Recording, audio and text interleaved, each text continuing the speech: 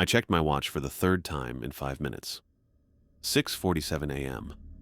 Ezra was supposed to be here 13 minutes ago, and in my experience, people who showed up late on their first day usually had bigger problems with following instructions. The morning air carried that crisp bite that meant autumn was settling into the Smokies for real. I'd been standing outside the ranger station since 6:30, going over what I needed to tell him. 5 rules. That's all it took to keep someone alive out here, but getting people to actually follow them, that was the hard part. A blue Honda Civic pulled into the gravel lot, music thumping loud enough that I could hear it through the closed windows. The engine cut off, and Ezra Soto climbed out, all smiles and energy like he was heading to a party instead of work. Sorry. He jogged over, adjusting his brand new Ranger hat. GPS took me down some back road that turned into basically a deer path. I swear I saw the same mailbox 3 times. Mountain roads will do that. I handed him his radio and clipboard. You eat breakfast? Grabbed a protein bar. He clipped the radio to his belt with obvious pride. So what's the plan? Trail maintenance? Visitor education? I read that black bear activity's been high this season. We're going to walk. I started toward the trailhead that led into the northern section. And we're going to talk. The first quarter mile passed in comfortable silence. Ezra kept looking around like he was trying to memorize everything. The way the morning light filtered through the canopy, the sound of water running somewhere off to our left, the particular smell of decomposing leaves mixed with pine. I remembered that feeling. The mountains could make you feel like you were part of something bigger than yourself. Okay, I said when we reached the first creek crossing. Time for your real orientation. Ezra pulled out a notebook. Should I be writing this down? No. I stopped walking and turned to face him. What I'm about to tell you isn't in any manual. It's not official park policy. But if you want to make it through your first month without ending up on a missing persons report, you'll listen. His pen hovered over the paper. Missing persons report? Rule 1. I held up my index finger. If you hear screaming in the woods, especially at night, you do not investigate. You do not follow the sound. You radio for backup and you wait. But if someone's in trouble, Rule 2. If you encounter someone on the trails who seems lost or confused, you ask them if they need help. If they say yes, you leave immediately. Don't argue. Don't try to assist. Just go. Ezra's eyebrows pulled together. That makes no sense. Isn't helping people literally our job? Rule 3. When you're out here after dark, keep your eyes on the ground or the horizon. Don't look up into the trees. Why not? Rule 4. If anyone offers you anything, food, water, directions, a place to rest, you decline politely and walk away. Terry, this is... Rule 5. I held up my hand to stop him. During storms, especially at night, you stay inside. No matter what you hear, no matter who might be calling for help, you do not go out. Ezra stared at me for a long moment, then laughed. Okay, I get it. Hayes the new guy with creepy stories. Very funny. I'm not joking. Come on. He gestured around us. This is beautiful country, but it's not some horror movie. There are logical explanations for everything. Lost hikers scream when they're scared. People who say they need help actually need help. Storms are dangerous because of lightning and falling trees, not because of... What? Exactly? I started walking again. How many new rangers you think we've had in the past 5 years? I don't know. 10? 15? 12? You know how many are still working here? Ezra's footsteps slowed behind me. How many? 3. And one of those transferred to a desk job after what happened to him on Cataract Falls Trail. People quit. It's a tough job, isolated location. They didn't quit, Ezra. We walked in silence for another few minutes. I could practically hear him thinking, trying to rationalize what I'd told him. That was fine. Most people needed time to process it. The smart ones started following the rules even while they were still skeptical. Terry? You two out there? The radio crackled with Dispatch's voice. I unclipped mine. Copy. Dispatch. got a researcher asking about trail access to the northern watershed. Says she's with the university. I glanced at Ezra. We'll handle it. Heading back now. When we got back to the station, a woman was standing near the information board with a large messenger bag and a notebook. She looked like every other graduate student I'd ever met. Practical clothes, serious expression, the kind of intense focus that came from spending too much time thinking about one particular thing. "Dr. Smith?" I approached her with my professional smile. "I'm Terry Wagner, and this is Ezra Soto. Heard you were asking about trail access." "Julia, please." She shook both our hands. "I'm studying wildlife movement patterns in response to human activity, specifically looking at how predator behavior changes in high-traffic versus remote areas." "What kind of predators?" Ezra asked. "Black bears, primarily. Some coyote activity." She flipped through her notebook. "I'm particularly interested in the northern watershed area. I understand there have been some unusual incidents there over the years." Something cold settled in my stomach. "What kind of incidents?" "Missing hikers, equipment found but no people, that sort of thing." She looked up from her notes. "I'm wondering if there might be a correlation between predator territory and these disappearances." "Most missing persons cases get resolved," I said carefully. "People take wrong turns, get disoriented. We find them a day or two later, usually dehydrated, but fine." "Most, yes." Julia's green eyes stayed fixed on mine. "But not all. I've been looking at reports going back about 40 years, and there's an interesting pattern." Ezra leaned forward. "What kind of pattern?" "Certain areas seem to have higher incident rates, and certain—" She paused, like she was choosing her words carefully. "Certain families seem to be affected more than others." The cold feeling spread up my spine. Families. Park employees mostly. Rangers, maintenance staff. People who spend a lot of time in the backcountry.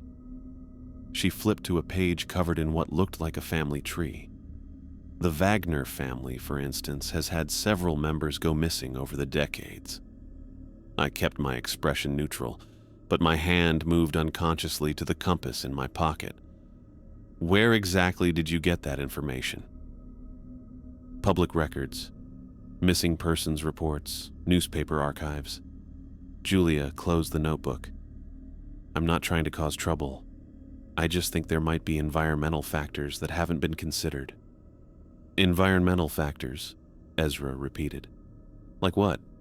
"Unusual predator behavior, territorial disputes, maybe even geological instability in certain areas." She shouldered her bag.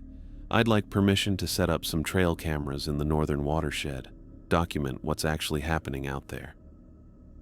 "I'll need to check with my supervisor," I said. "Trail cameras require permits, especially in sensitive areas." "Of course." Julia handed me a business card. "I'll be in the area for the next few weeks. Feel free to call if you have questions." After she left, Ezra turned to me with raised eyebrows. "Okay, that was weird, right? She knew your family name. A lot of people know my family worked here."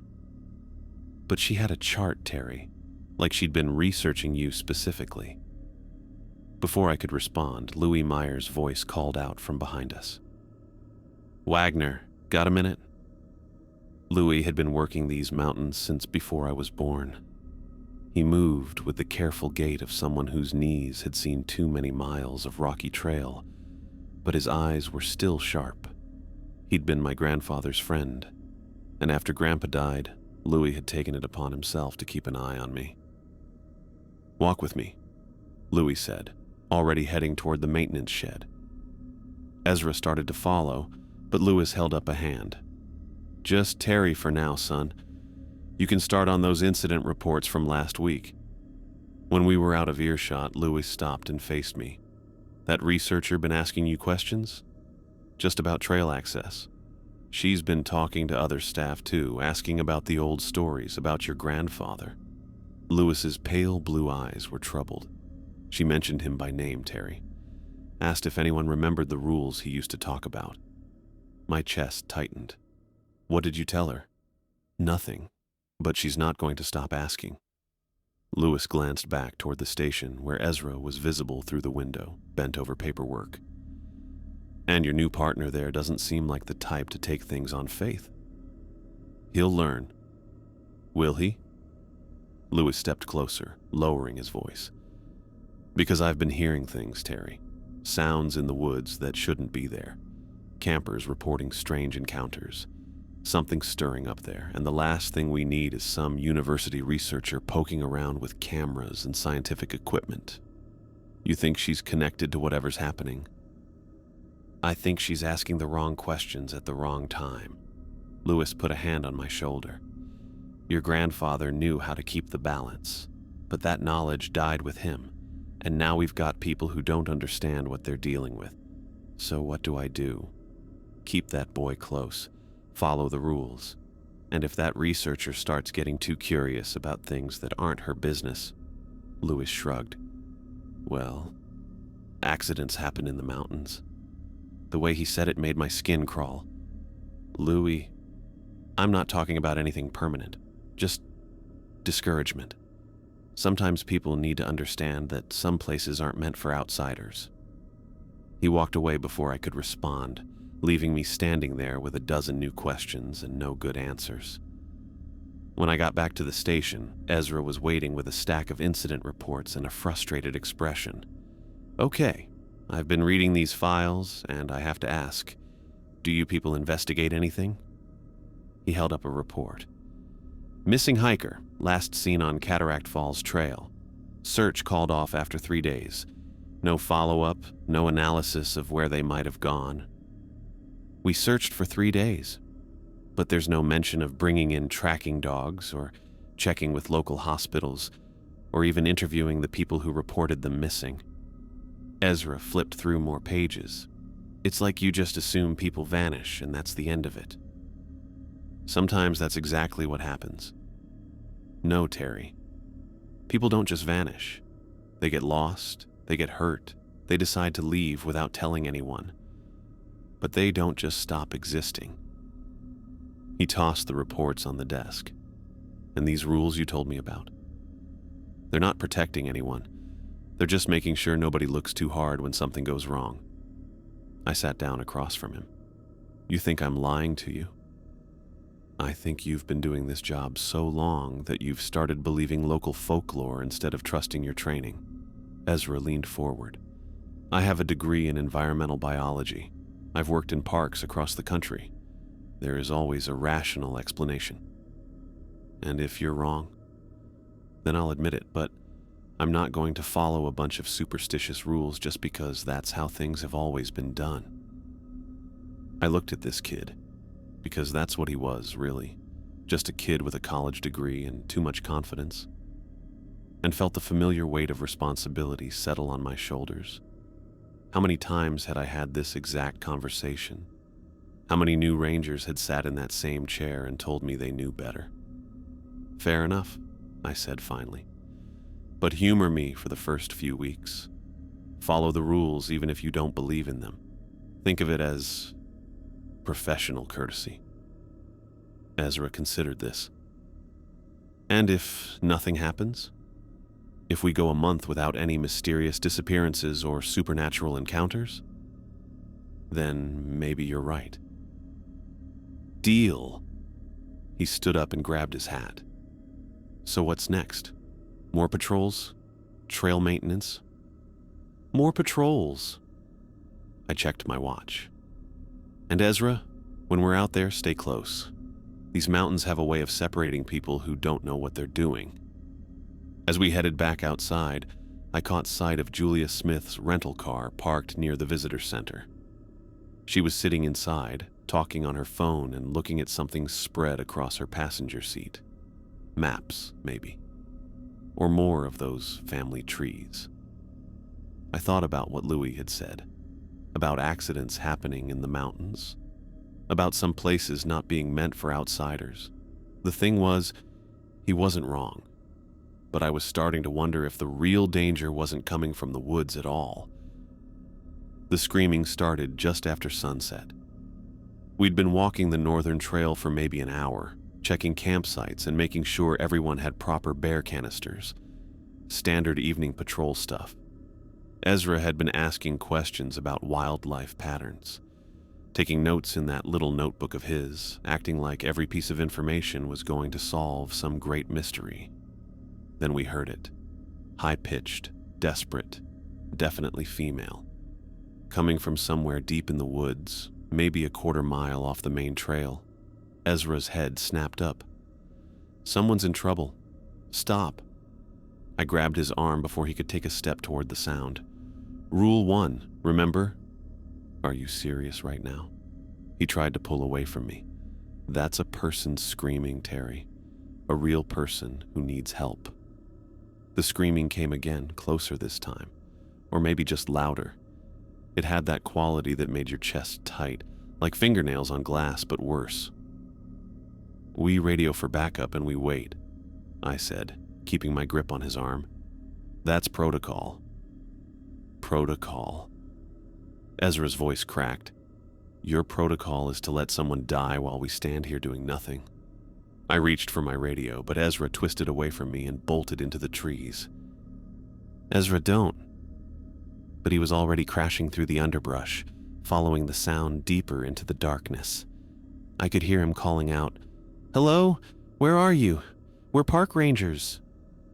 I stood there for maybe 30 seconds, listening to his voice get farther away.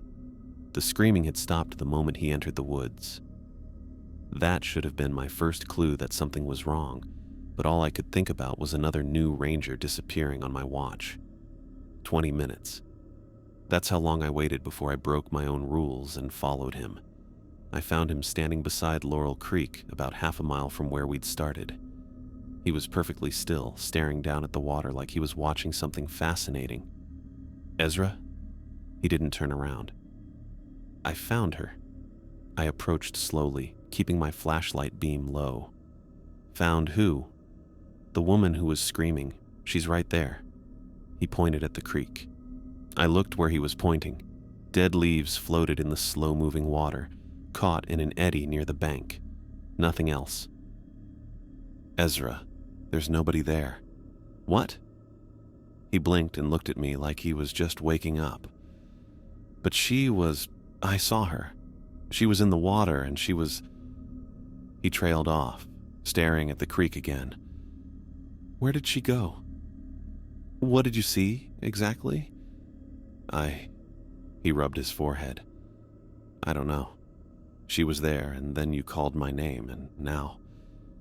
He looked around like he was seeing the woods for the first time. "How did I get here?" "You ran after the screaming." "You don't remember?" "I remember hearing someone in trouble. I remember running." His voice was getting smaller, but everything after that is kind of fuzzy. I kept my flashlight pointed at the ground as we walked back toward the trail. The last thing I wanted was to accidentally look up into the trees, especially with Ezra already acting strange. "Terry, wait." I turned around.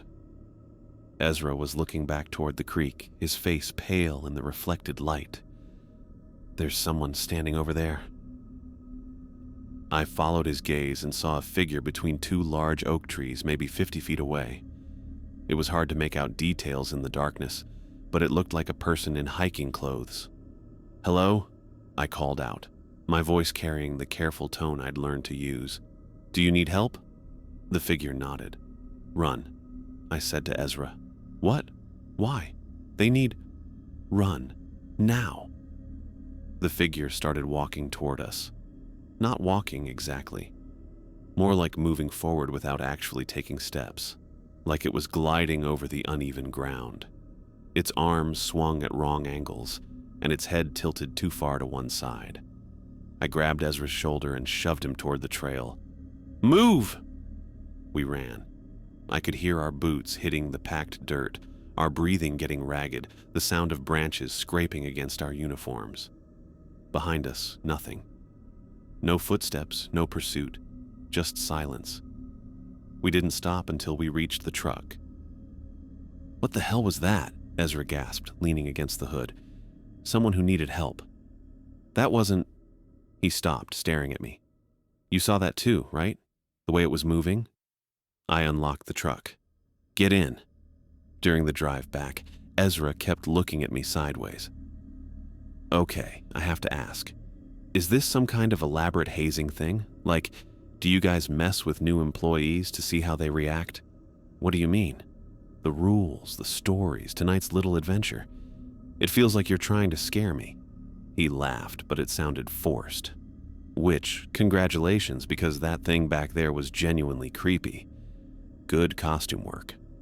You think that was someone in a costume? What else would it be? But his voice didn't carry much conviction.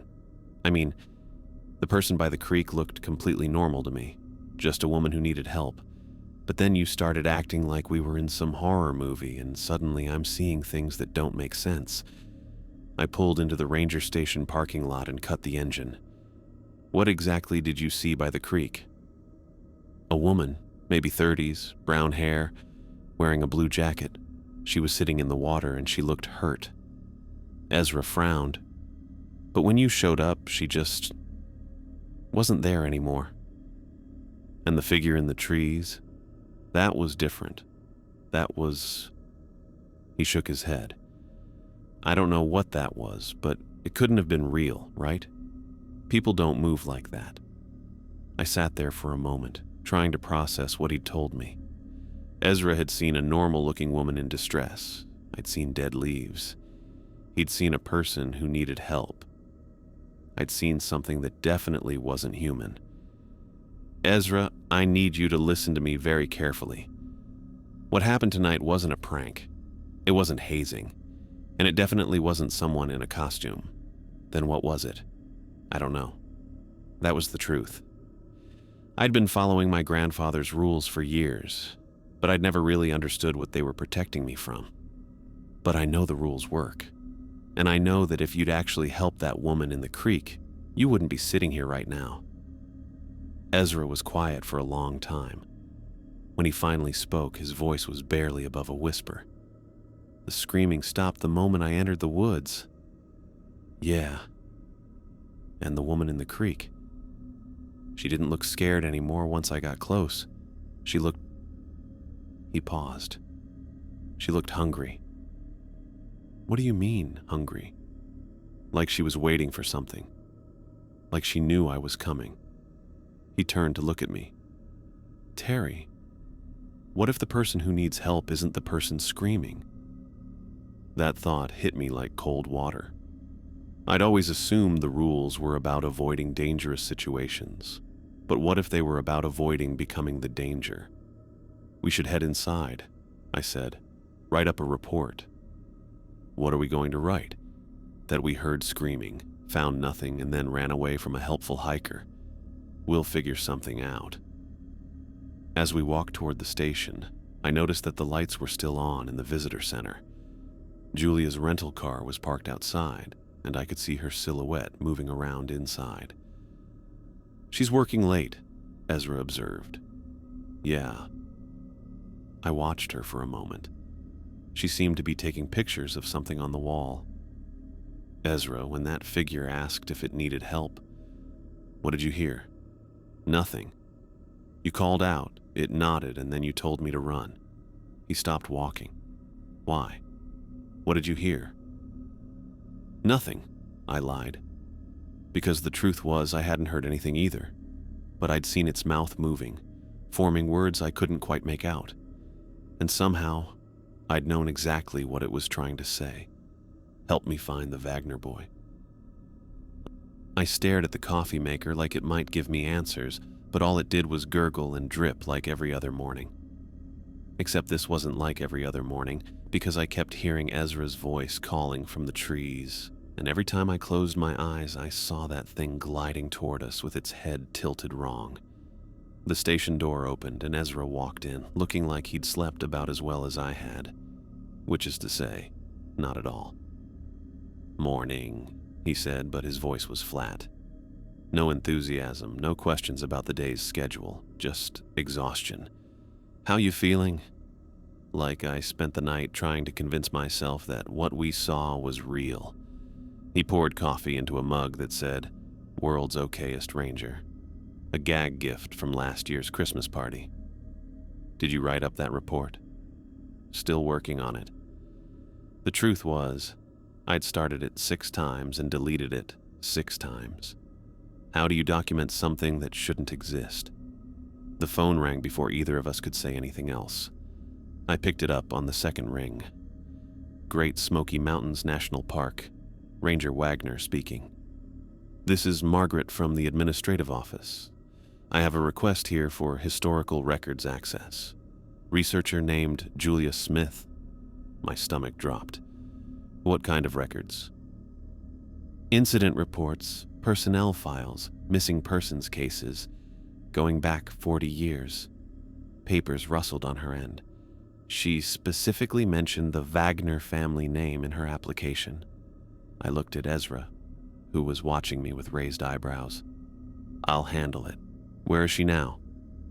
Research station, Building C. She's been there since 7 this morning. I hung up and grabbed my keys. Come on. Where are we going? To have a conversation. The research station was a squat concrete building that looked like it had been designed by someone who thought windows were optional. Julia's rental car sat in the small parking lot, and through the single glass door I could see her bent over a table covered with papers. She looked up when we walked in, and for just a second I saw something that might have been guilt cross her face. Terry. Ezra. I wasn't expecting you. Heard you've been asking about my family. I didn't bother with pleasantries, specifically requesting 40 years of records with our name on them. Julia straightened up, and I could see she was deciding how much truth to tell me. I think you should see what I've found. She turned the papers around so we could see them. It was a genealogy chart, but not the kind you'd hang on your wall. This one had dates next to names, and way too many of those dates ended with question marks. Wagner family tree, she said, going back to 1983. Your grandfather, your father, your uncle, 2 cousins. She pointed to different branches. All park employees, all disappeared under unusual circumstances. Ezra leaned closer. That's a lot of missing people from one family. It's not just the Wagners. Julia spread out more papers. The Hendersons, the Clarks, the Myers, families that have worked in these mountains for generations, and they all have the same pattern. What pattern? I asked, though I wasn't sure I wanted to know. The disappearances cluster around certain areas. They happen to people who've been here long enough to know the terrain, and they're always preceded by reports of unusual activity. She pulled out a folder thick with photocopied reports. Strange sounds, people asking for help, equipment found without any sign of the person who was carrying it. I stared at the chart, seeing my family's history laid out like evidence in a criminal case. Why are you really here, Julia? She was quiet for a long moment. When she spoke, her voice was softer. My brother David disappeared while camping here 5 years ago. He was an experienced hiker, knew these mountains better than most rangers. But one morning his tent was empty and his gear was scattered like he'd left in a hurry. I'm sorry, Ezra said, but people do get lost. He called me the night before he disappeared. Julia's green eyes were bright with unshed tears. Said he'd met some other campers who were telling him stories about rules you had to follow in these woods. He thought it was funny. Said he was going to prove there was nothing to be afraid of. The coffee in my stomach turned to acid. What kind of rules? The same ones you told Ezra yesterday. Don't investigate screaming. Don't help people who ask for it. Don't look up in the trees. She looked directly at me. My brother thought they were just local folklore, but I think they're instructions, and I think someone's been using them to cover up what's really happening to people. Before I could respond, the door opened and Lewis walked in. He took one look at the papers spread across the table and his face went hard. Dr. Smith, didn't expect to see you here so early. Mr. Meyer. Julia's voice was carefully neutral. I was just showing Terry some of my research. Research.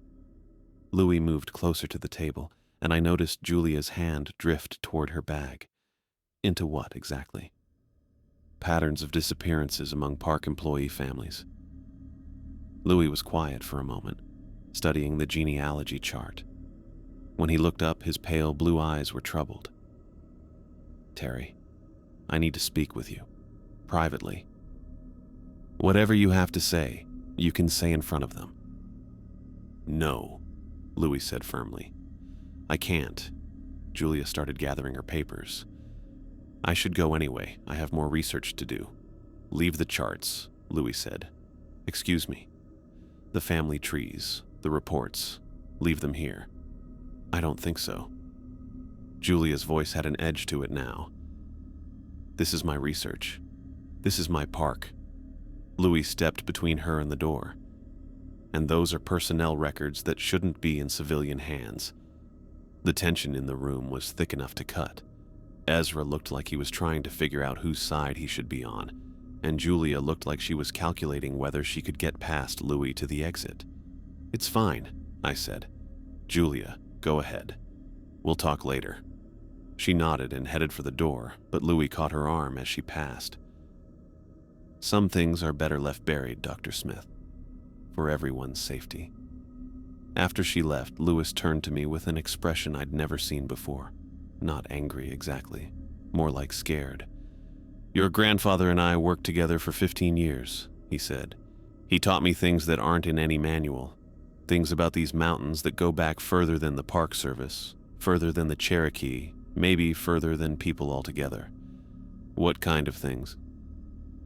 "The rules aren't folklore, Terry, they're instructions. Your grandfather made an agreement to protect his family, and those rules were part of the deal." Ezra laughed, but it sounded forced. "An agreement with who?" Louis ignored him, keeping his eyes on me. "Something's changed recently. The woods are more active than they've been in decades, and that researcher asking questions, digging into family histories." He shook his head. "Some secrets are meant to stay buried." "What agreement?" I pressed. "What did my grandfather promise?" "That's not for me to say. But I will tell you this. The rules work because they're part of something bigger. Break them, and you don't just put yourself at risk, you put everyone at risk." Before I could ask what he meant, my radio crackled to life.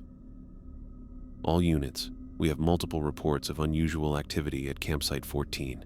Campers requesting immediate assistance." I looked at Louis, then at Ezra. "What kind of unusual activity?" The radio crackled again. "Campers report multiple individuals walking through their site during the night, all asking the same question about needing help." The blood drained from my face. Multiple individuals, all asking for help. "That's not possible," Ezra said. "People don't coordinate like that unless they're not people," I finished. Louis was already heading for the door. "Terry, whatever your grandfather's agreement was, I think someone's been breaking it. And now, they're getting bold." As we walked back to the main station, I couldn't shake the feeling that everything was accelerating towards something I wasn't prepared for. The rules had always been about avoiding danger. But what if the danger was done avoiding us? What if it was actively hunting instead? The storm warnings started coming in around 4 o'clock, and by 5 I was pulling out the emergency protocols binder. The kind of weather they were predicting: 70-mile-per-hour winds, flash flood potential, hail the size of golf balls, meant we'd be shutting down all trails and moving everyone to shelter. "How many people are still out there?" I asked Ezra, who was checking the registration logs. "Looks like maybe a dozen-day hikers and 3 overnight permits for the northern section." He ran his finger down the list. "Most should be heading back already if they're smart." The first rumble of thunder rolled across the mountains, still distant but getting closer. I could smell the rain coming, that sharp ozone scent that meant serious weather. "We need to get everyone accounted for before this hits," I said, reaching for the radio to start broadcasting trail closure announcements. That's when the emergency call came in. "Park Service, this is Melissa Rose at Campsite 14. I'm having some trouble with my tent and the weather's getting pretty bad up here." Could someone maybe come help me secure things before the storm hits? Ezra was already reaching for his keys. I can handle it. Quick run up to 14, help her pack up, bring her back to the visitor center. No, I grabbed his wrist. Storm protocol means nobody goes out. She'll have to ride it out in her tent or find natural shelter. Terry, she sounds scared, and campsite 14 is right next to that creek. If it floods, she could be in real danger. Another rumble of thunder, closer this time. Through the window, I could see the first fat raindrops starting to hit the parking lot. The rules say stay inside during storms, I reminded him, no matter what you hear outside. But this isn't hearing something outside. This is an actual person who called for actual help. Ezra pulled free from my grip. I'm not going to let someone get hurt because of some old superstition. He was out the door before I could stop him, jogging toward his truck as the rain started coming down harder. I watched his taillights disappear into the trees and felt that familiar knot of dread in my stomach. The storm hit like a freight train about 20 minutes later, wind that made the building shake, rain so heavy I couldn't see the parking lot through the windows, lightning that turned everything white for split seconds before plunging it back into darkness. And through it all, I kept thinking about Ezra, driving those narrow mountain roads in weather that could wash out bridges and drop trees across the path. I lasted an hour. At 6:15, with the storm still raging and no word from Ezra on the radio, I grabbed my rain gear and headed for my truck. The wind nearly knocked me over before I made it to the driver's seat, and the rain was coming down so hard my wipers couldn't keep up. The drive to campsite 14 normally took 20 minutes. In the storm, with visibility down to maybe 10 feet and water running across the road in places, it took almost 40. I had to stop twice to move fallen branches, and once I thought I was going to have to turn back when I hit a section where the creek had jumped its banks and was flowing over the asphalt, but I made it. And that's where things got weird. Ezra's truck was parked at the trailhead, empty, but when I followed the path to campsite 14, I found a woman sitting calmly beside a small campfire, completely dry despite the rain that was still pouring down around us. "You must be Terry," she said, looking up with a bright smile. Melissa rose. I called about needing help with my tent. I looked around the campsite. Her tent was perfectly set up, guy lines tight, rain fly properly secured. No sign of any problems. No sign of Ezra. "Where's the ranger who came to help you?" "Ranger?" She tilted her head like she was confused. "Nobody's been here except you. Would you like some coffee? I just made a fresh pot." The rain was hitting everything around us. The trees, the picnic table, my jacket. But somehow none of it seemed to be touching her or the fire. Steam rose from a metal coffee pot that sat on a grate over the flames. Ezra Soto, young guy, Park Service uniform. He left the station over an hour ago to help you. "I'm sorry. I really don't know what you're talking about." She poured coffee into a metal cup and held it out to me. "But you look cold. This will warm you right up." I stared at the cup. The coffee looked normal, smelled normal, but something about the way she was holding it, the way she kept smiling even though I was clearly upset about a missing person, made my skin crawl. "No thanks." "Are you sure? It's really good coffee. I brought it special from home." She set the cup down on the picnic table but kept watching me with those bright, expectant eyes. "Or maybe you'd prefer some hot chocolate. I have packets." "I'm looking for my partner. He came here to help you with your tent." "My tent's fine, as you can see, but maybe you'd like to sit down. You've driven all this way in this terrible weather. The least I can do is offer you a place to rest." Lightning flashed, and for just a second, the whole campsite was lit up like daylight. In that instant, I saw something that made my blood freeze. Melissa was sitting there smiling at me, rain falling all around her, but she wasn't casting a shadow. The fire was throwing shadows from the trees, the picnic table, even my own body, but where Melissa sat, there was nothing. When the darkness returned, she was still smiling. "You know, you look just like your grandfather," she said. "Same eyes, same stubborn expression. He used to visit these woods a lot when he was younger." "You knew my grandfather?" "Oh, yes. We had many conversations over the years. He was very particular about rules, your grandfather, always following the proper procedures." She leaned forward slightly. "Tell me, do you follow the rules as carefully as he did?" I took a step back toward the trail. "I need to find Ezra." "Ezra." She said the name like she was tasting it. "That's a nice name. Biblical.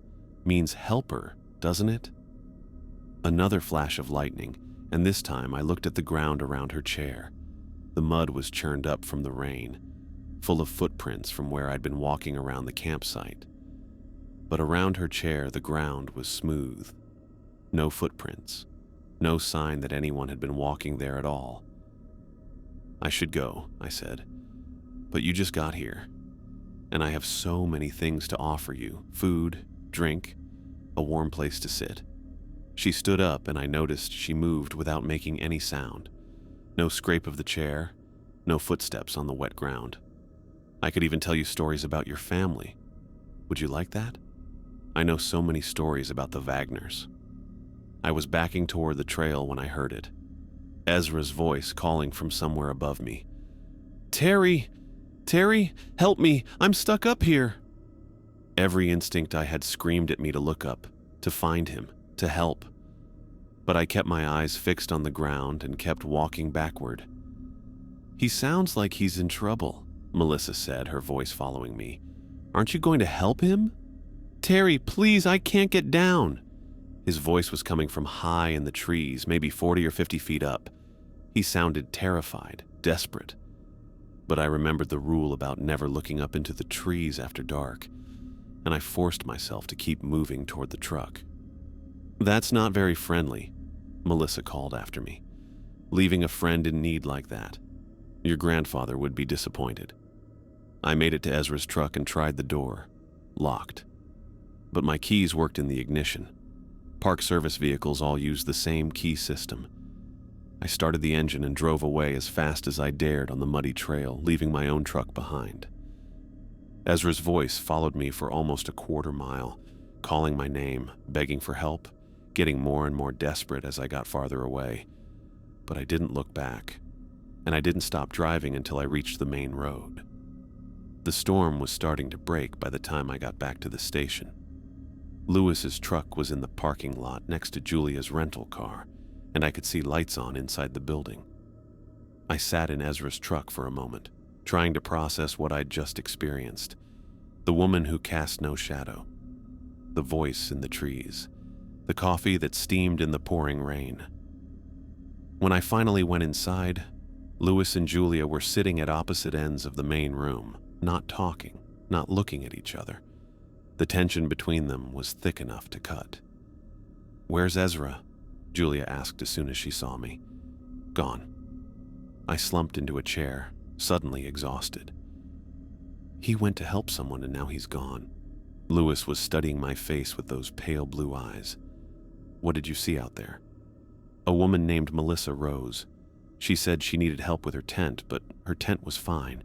She offered me coffee and hot chocolate and stories about my grandfather." I looked at him. She didn't have a shadow, Lewis, and she knew things she shouldn't have known. Julia leaned forward. "What kind of things?" "Family stuff. She said she'd had conversations with my grandfather over the years." I rubbed my forehead, trying to make sense of it all. And Ezra's voice was coming from up in the trees, but I couldn't. I didn't look up. "Good," Louis said quietly. "That was smart." "Smart?" Julia's voice was sharp. "His partner is missing and you're calling it smart that he didn't try to help?" Louis turned to look at her, and his expression was grim. "Dr. Smith, I think it's time you learned the truth about these mountains, and about the agreement Terry's grandfather made to keep his family safe." Louis didn't say anything else until we were walking through the rain toward his truck. The storm had mostly passed, leaving just a steady drizzle that made everything smell like wet earth and pine needles. "Where are we going?" Julia asked, pulling her jacket tighter. "Somewhere we can talk without interruption." Louis opened the driver's door and gestured for us to get in. "There are things you need to understand about these mountains. Things that go back a lot further than park records." The drive took about 15 minutes on a service road I'd never used before. Louis navigated the muddy track like he'd done it 1,000 times, which he probably had. We ended up at a small building I didn't even know existed, an old ranger station that looked like it had been abandoned since the 70s. "What is this place?" I asked as we got out. "Original headquarters for this section, before they built the new facilities." Louis pulled out a key ring and unlocked the front door. "Your grandfather and I used to meet here sometimes, to discuss things that couldn't be discussed anywhere else." Inside, the place was dusty but functional. Old furniture covered with sheets, filing cabinets that looked like they hadn't been opened in decades, maps on the walls showing trail systems that didn't match current layouts. Louis pulled the sheets off a table and 3 chairs, then sat down heavily. "Melissa Rose isn't a camper," he said without preamble. "She's something that's been using the names and faces of people who've gone missing over the years. The entities in these woods, they learn from what they take. They study human behavior, practice mimicking it." Julia was taking notes again, but her pen had stopped moving. "Entities? Things that were here before the Cherokee, before anyone. Your grandfather called them the hungry ones, Terry. They feed on, well, on people, but not the way you might think." Louis rubbed his forehead. "They consume experiences, memories, the connections between people. That's why families are targeted. The bonds are stronger, more nourishing." I thought about Melissa offering me coffee, asking about my grandfather. She knew things she shouldn't have known, because she's absorbed pieces of everyone your family has lost over the decades. Your great-uncle who disappeared in 1987, your cousin who vanished during that camping trip in '03. She carries fragments of all of them. Julia looked up from her notebook. "This is insane. You're talking about supernatural creatures like they're documented wildlife. Dr. Smith, what does your research tell you about the pattern of disappearances?" She was quiet for a moment. "Certain families are targeted repeatedly. The incidents cluster around specific geographic areas, and there's always someone who offers help or gifts before the person vanishes." "Exactly.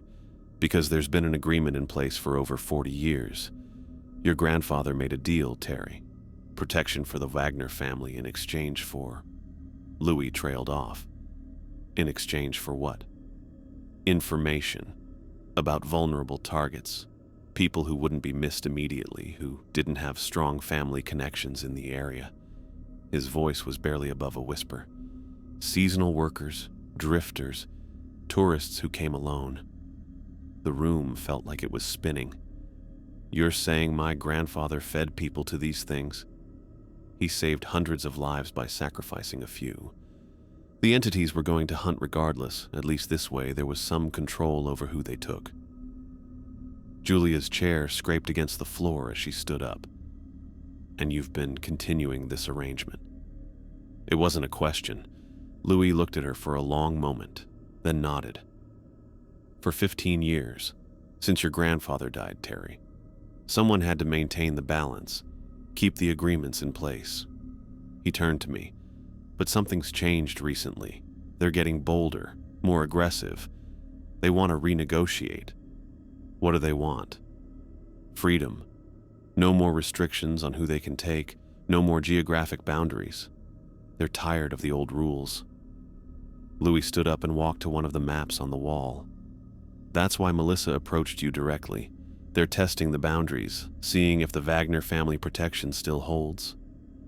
Julia was staring at Louis like she was seeing him for the first time. "You've been murdering people for 15 years. I've been protecting this park and everyone in it. Do you have any idea what would happen if these things were allowed to hunt freely? The death toll would be..." You called Ezra to that campsite. The realization hit me like a physical blow. You knew what would happen to him.